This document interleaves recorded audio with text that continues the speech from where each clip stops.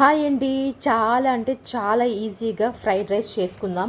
అసలు ఈ వీడియోని ఎక్కడ మిస్ చేయకండి, ఎందుకంటే నేను ఇందులో ఒక సీక్రెట్ ఇంగ్రీడియంట్ మిక్స్ చేశాను. అది వేస్తే టేస్ట్ నెక్స్ట్ లెవెల్ అనమాట. మీరు మీ ఇంట్లో ఒక్కసారి ఖచ్చితంగా ఇట్లా ట్రై చేయండి. మీ ఇంట్లో వాళ్ళకి నచ్చకపోతే నేను గ్యారంటీ అనమాట, ఖచ్చితంగా నచ్చింది, నచ్చకపోతే అనడానికి లేదనమాట. ఇది తిన్నప్పుడు ఎక్కువగా కనెక్ట్ అయ్యేది 90s కిడ్స్ అండి. ఆ టైంలో ఖచ్చితంగా కొంతమంది ఈ స్టైల్లో అయితే టేస్ట్ చేస్తుంటారు. సో మీరు కూడా ఒకసారి ట్రై చేయండి. ఇందులో నేను ఎక్స్ట్రాగా ఏం వాడలేదండి, మనకు అందరికీ అవైలబుల్గా ఉండేవే వాడాను నేను ఇందులో. అవి ఏంటో మీరు చూస్తూనే ఉన్నారు. ఆనియన్, గార్లిక్, అలాగే పచ్చిమిర్చి, బీన్స్, క్యారెట్ అండి. చూడండి, ఇలా వేగినప్పుడు మనం తీసి పక్కన పెట్టేసుకోవాలి. ఓవర్గా ఫ్రై కూడా చేయాల్సిన పని అయితే లేదు. కాకపోతే చిన్న చిన్న ముక్కలు కట్ చేసుకోండి, మీకు రైస్లో వచ్చినా కానీ బాగుంటుంది టేస్ట్. అందరు ఏంటంటే ఫస్ట్ ఫ్రైడ్ రైస్కి ఎగ్ని ఫ్రై చేసి పక్కన పెడతారు. నేను అట్లా చేయనండి, ఫస్ట్ వెజిటేబుల్స్ ఫ్రై చేస్తాను. ఇట్లా అయితే మనకి కొంచెం ఆయిల్ తక్కువ పడుతుంది అనమాట. చూసారా నాకు ఎంత ఆయిల్ మిగిలిందో. ఎగ్ అనుకోండి పక్కన అంటుకుంటుంది అనమాట గిన్నెకి. మళ్ళీ అందులోనే వేసేటప్పుడు ఒక్కొక్కసారి ఏమవుతుందంటే కొంతమందికి ఆ ఎగ్ అనేది మాడిపోతుంది అనమాట. సో అందుకని చెప్పేసి నేను ఇట్లా వేస్తాను, ఫస్ట్ ఎగ్ వేస్తాను అనమాట. ఎగ్ వేస్తే లాస్ట్లో మనకి ఆయిల్ కూడా చూసారా ఎంత మిగిలిందో, అదే ఆయిల్లో మనం ఎగ్ ఫ్రై చేసేసుకోవచ్చు. ఇప్పుడు ఇందులో నేను సాల్ట్ వేసుకున్నానండి, అలాగే వెజిటేబుల్స్ కూడా వేసేసాను ఇప్పుడే.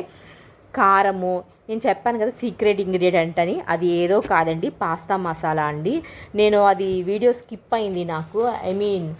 మా పిల్లలు నన్ను విసిగిచ్చేసరికి మధ్యలో నేను వీడియో తీసానేమో అనుకున్నాను, కానీ వీడియో తీయలేదన్నమాట. చూసారా కలర్ చేంజ్ అయింది పాస్తా మసాలా వేసేసరికి. 10 రూపీసే ఉంటుందండి, మనకు బయట షాపులో ఎక్కడ అడిగినా చెప్తారు. ఒక ప్యాకెట్ వచ్చేసరికి మనకి 5 మెంబర్స్ తినే రైస్లో వేస్తే సరిపోతుంది అనమాట. ఇలా బాగా మిక్స్ చేసుకొని లాస్ట్లో కొత్తిమీర, కరివేపాకు వేసుకుంటే సరిపోతుంది. టేస్ట్ అయితే చాలా అంటే చాలా బాగుండిద్ది. పాస్తా మసాలా అందరూ మ్యాగీ మసాలా వేస్తారు, కానీ అది నాకు అంతగా నచ్చదండి. ఒకసారి ఈ స్టైల్లో ట్రై చేయండి, చాలా బాగుంటుంది.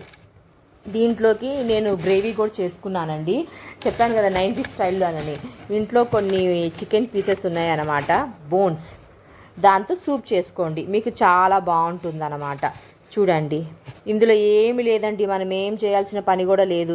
ఇది ఇట్లాగా మనకి ఆనియన్స్, ఇందాక అందులో ఫ్రైడ్ రైస్లోకి వేసుకున్నాను కదా బీన్స్, అలాగే కొన్ని క్యారెట్ ముక్కలు ఇందులో వేసుకున్నాను.